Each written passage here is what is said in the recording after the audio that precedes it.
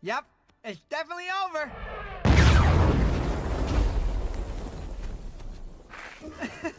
Hello guys, narito na ang Tagalog breakdown ng isa na namang pelikula sa Ice Age franchise.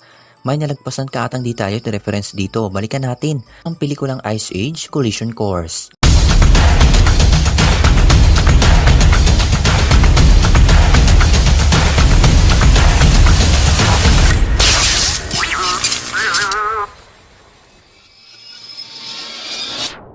Before we begin, you can comment down below to join in my custom shoutout.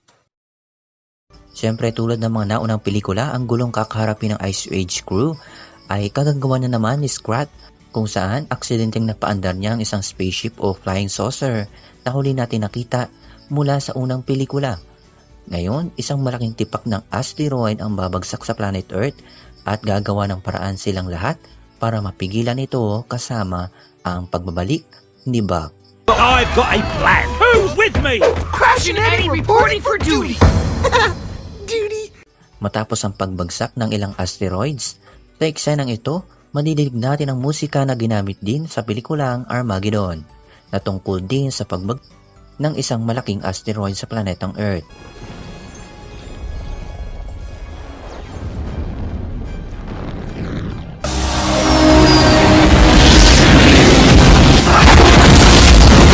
May kilala natin ang ilang bagong karakter na sila Julian, ang kasintahan ni Peaches, nariyan si Brooke na binusesa ni Jessie J. At speaking of Brooke, alam niyo bang ang ginuhit ni Sid na binigay niya kay Brooke ay ito rin ang ginuhit niya mula sa unang pelikula. Nariyan din ang ilang Raptors na sila Gaben, Gertie at Roger na isa sa mga uri ng mga Dakota Raptors. At ang pagkanta dito ni Buck ay isa lamang sa mga remake sa sikat na Figaro. Samantala, kung gusto nyo makita ang kaunting pasilip sa ginawa ni Scrat sa kalawakan matapos ang pelikulang ito, ang pamagat po nito ay Cosmic Scratastrophe. Ito ang pinakamahabang pelikula na ginawa nila at ito rin ang huling Ice Age movie sa prangkisa na ginawa ng Blue Sky. Sinundan ito na spin-off film na inilabas ng Disney na ang pamagat ay Ice Age Buck Wild Adventure. Matapos magsara ang prangkisang Blue Sky, huli nilang ipinalabas si Scrat na dala ang kanyang paboritong acorn na lagi niyang binabaon. Ngayon, kanya na itong kinain sa pagkatagal-tagal ng panahon.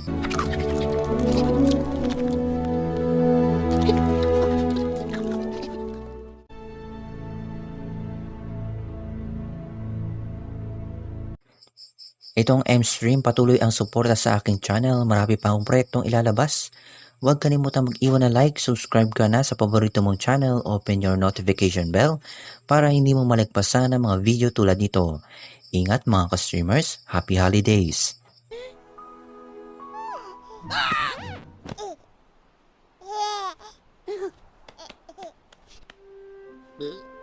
Oh.